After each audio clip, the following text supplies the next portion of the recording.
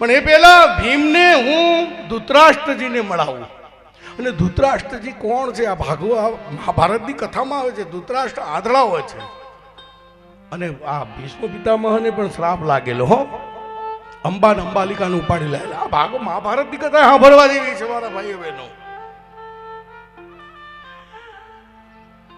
અને અંબાલિકાએ શ્રાપ આલેલો, તું કુંવારો રહીશ આખી જિંદગી, અમને ઉઠાવીને તું લઈ જાય છે.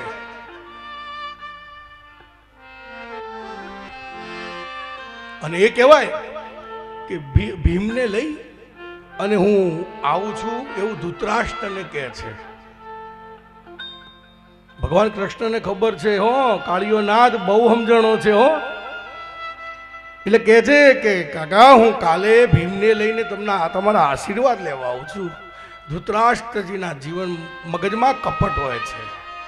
એ કપટનો ક્રોધ પૂરો કરવા માટે ભગવાન રમત રમે છે. ભીમ જેવી પૂતળું બનાવી અને ભીમને પાંડવોને કહે છે કે હાલો કાકાના આશીર્વાદ લેવા.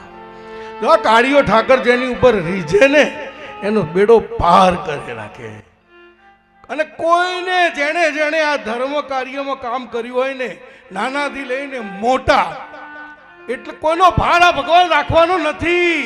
એટલે જ કહું છું, કોઈનો ભાર ન રાખે મોરારી, આપે વ્યાજ સહિત વન મારી.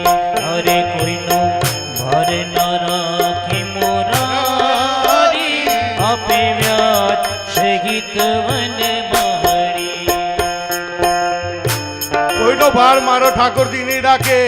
આ ભાગવતીની સેવામાં જેણે નાનાથી માંડીને મોટાએ જેણે જેણે આ બધું કામ કર્યું છે ને, આ તમામના કામ મારું ભાગવતજી કરશે. છાતી ઠોકીને આ વ્યાસપીઠ ઉપરથી કહું છું. કારણ જ્યારે આ ભાગવત આ ગામમાં આવીને જેણે જેણે સેવા કરી હતી, આજ મોટા હોદ્દા ઉપર બેઠા છે. અને આજ તમે પણ બેસશો. આજ મારા દિલના આશીર્વાદ છે મારા બાપ. વાલે સુદામાના તાંદુલ લીધા, વાલે સુદામાના તાંદુલ લીધા, એના મેલ સોનાના કીધા. કોઈનો ભાર ન રાખે મોરારી, આપે વ્યાજ સહિત વન મારી. મારો ઠાકોરજી છે ને, અને મારો બાબારી કોઈનું રાખતો નથી. 4 ગણું કરીને આપે છે બાપ. તમે આની અંદર જ્યાં તમે રૂપિયા ખર્ચ્યા છે ને, એનું 4 ગણું ના થાય ને તો મારી પાસેથી લઈ જજો.